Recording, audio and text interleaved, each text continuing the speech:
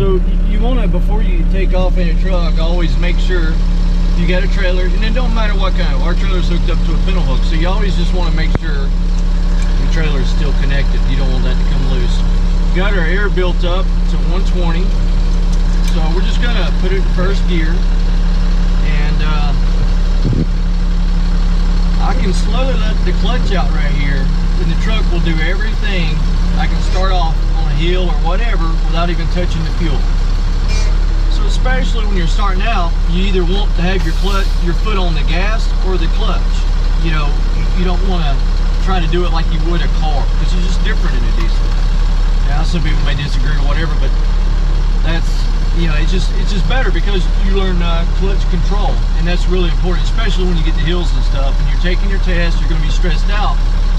But if you just follow the rules, and the rule is, if I'm on a hill, I just let the clutch out a little bit. When it starts to grab, then I let go of the brake at the same time, and the truck will pull me up the hill.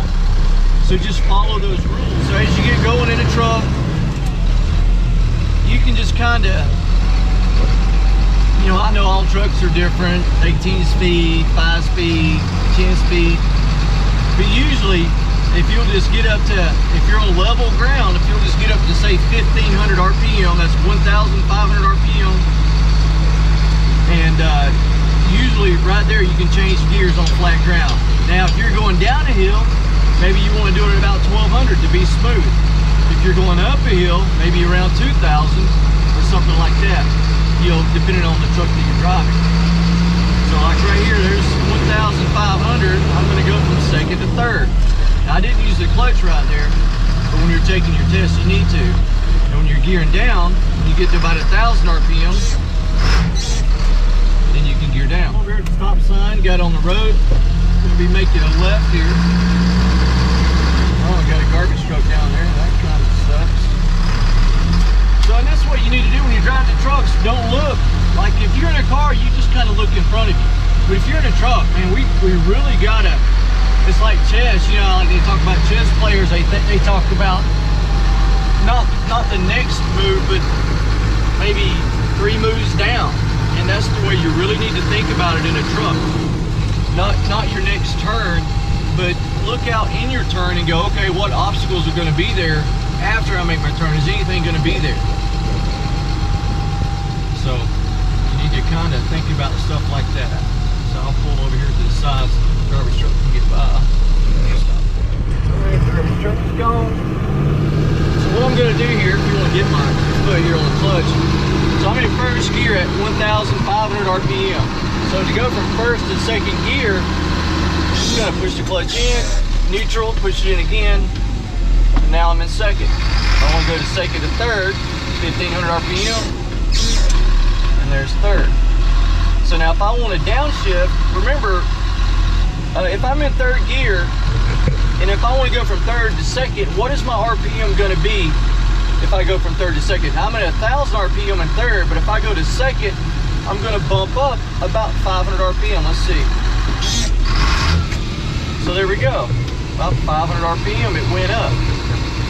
So think about that. So if you're doing, say, 2000 RPM and you want to downshift, you know, so you don't really want to be running your truck up to that kind of RPM. You're going to damage the truck.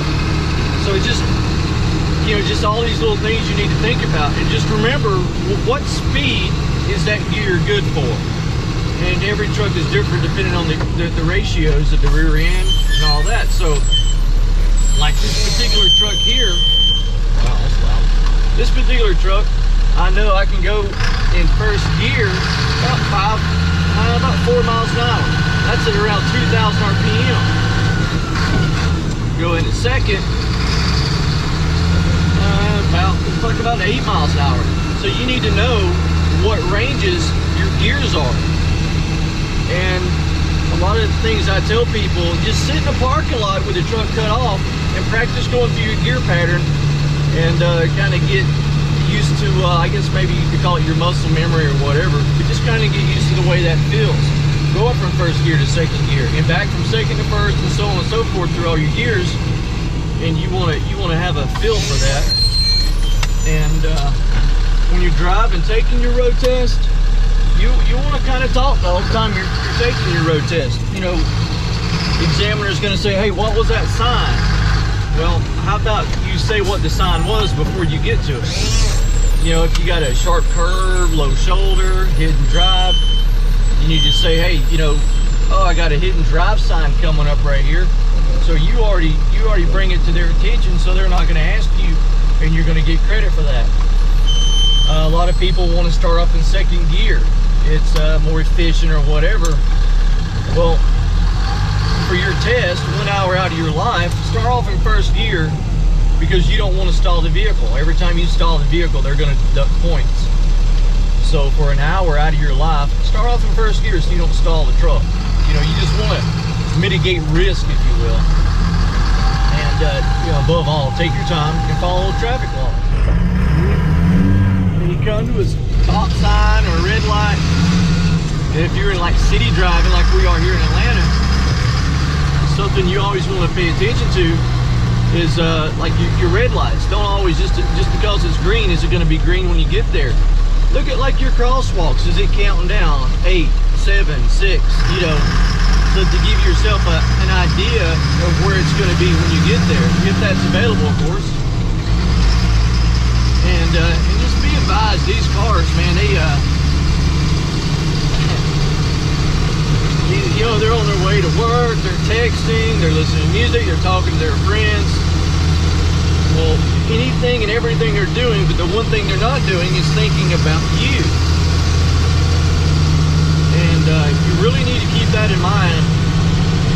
You know, when you have a CDL, you're held to a higher standard. And if you have a wreck because you wouldn't let somebody over, that's really not gonna. Are you going to be guilty? Probably not. Is it going to be deemed a preventable accident? Probably so. They're going to say, well, why didn't you slow down and let them over? So you would rather wreck than to let them over. So you don't want that to happen. You know, we just kind of got to be, I guess, the bigger man, if you will. So I'm going to be turning left up here. So I'm going to go ahead and pre-select my blinker. I'm going to pre-select my gear here. So I'm in fifth there. I'm going to slow down. I think I'm going to want third gear right here. And so I got my blinker. I'm going to look in my mirror. I want to see what's behind me. I got a bus over here on the right. It stops. So they're going to all be behind me. So third gear seems to be the right gear for me right there. Turning left, making sure no cars are coming around me there. Now these little side streets I'm on here, if you want to, these little side streets right here. Now the speed limit through here, I think it said 30 miles an hour. Now just because it's 30 miles an hour doesn't mean that you need to do 30 miles an hour. You know, define a safe speed. You know, it's all, well, what are the conditions? There's cars parked all down the side of the road up here. There's kids that live in the neighborhood here. So I want to keep all that in mind. You know, I don't want to do 30 miles an hour. If a kid jumps out in front of me, well, I'm not going to have time to stop.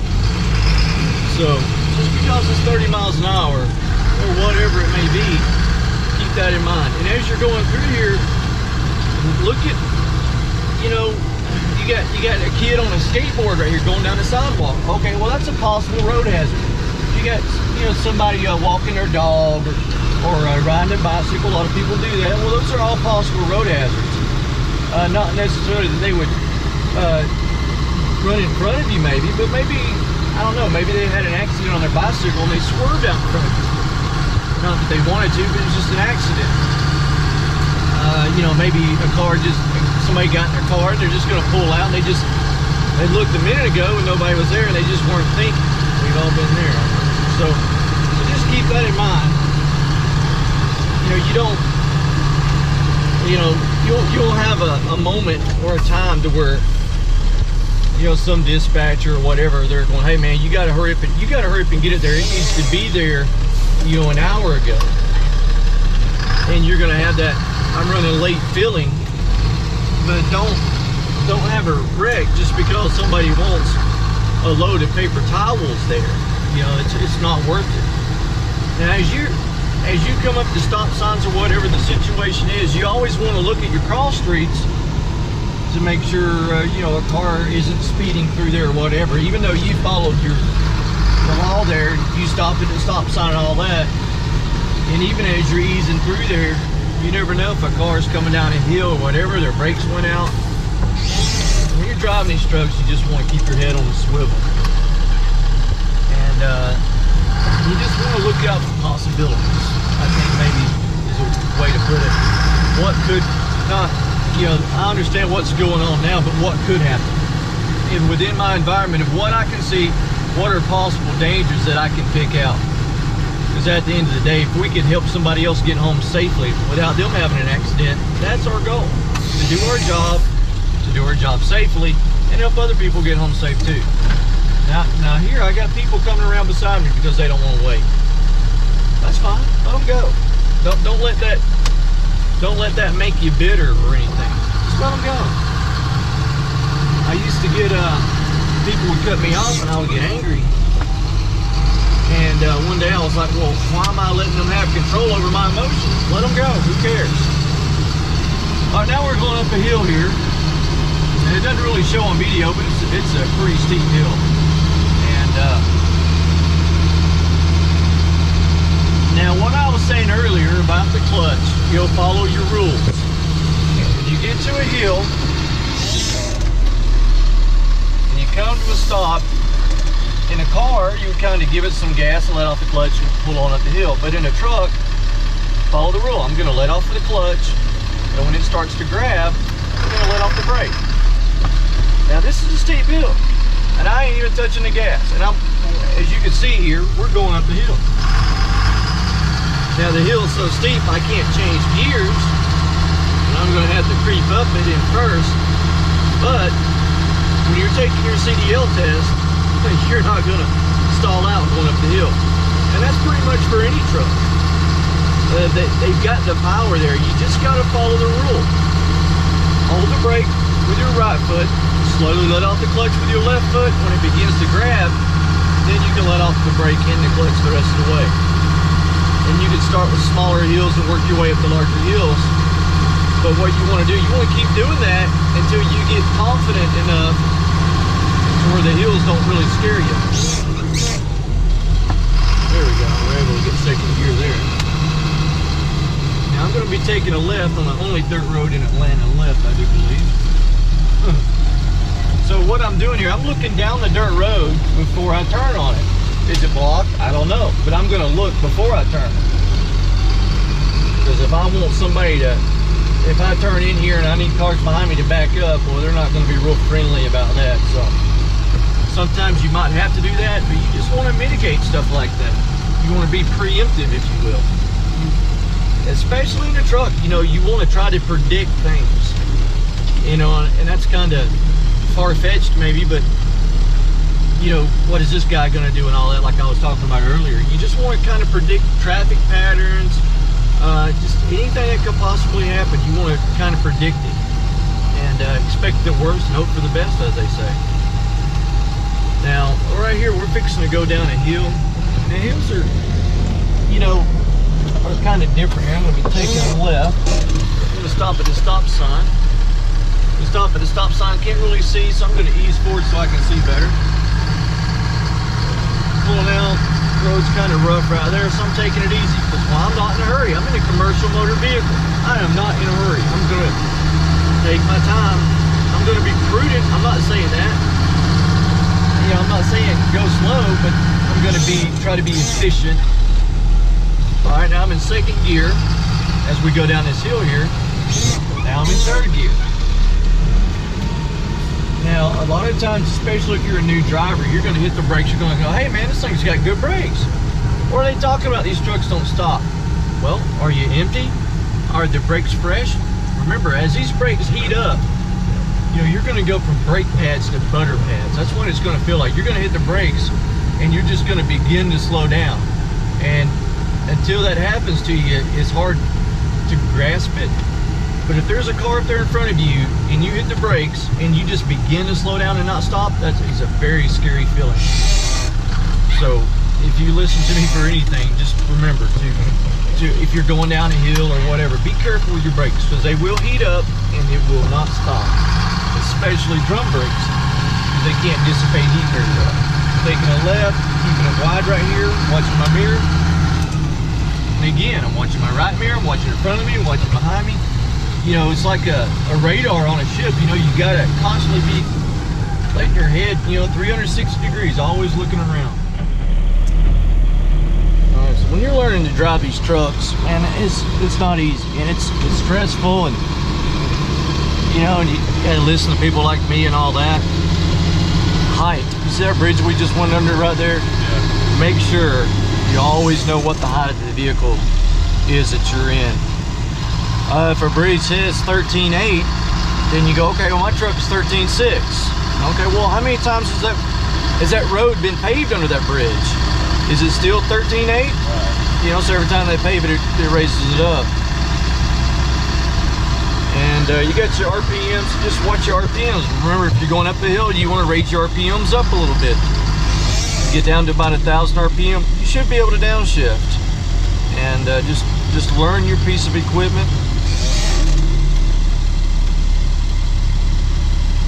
And you should be good.